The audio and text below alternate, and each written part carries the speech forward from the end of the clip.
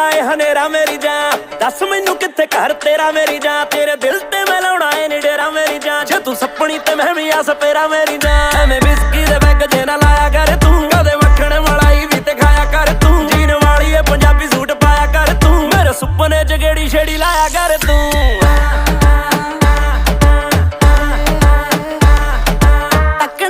मैनू चाह चढ़िया ते नाले साह चढ़िया, डर गई मैं राती 2:45 बजे वे तू मेरे कमरे च आ वड़िया।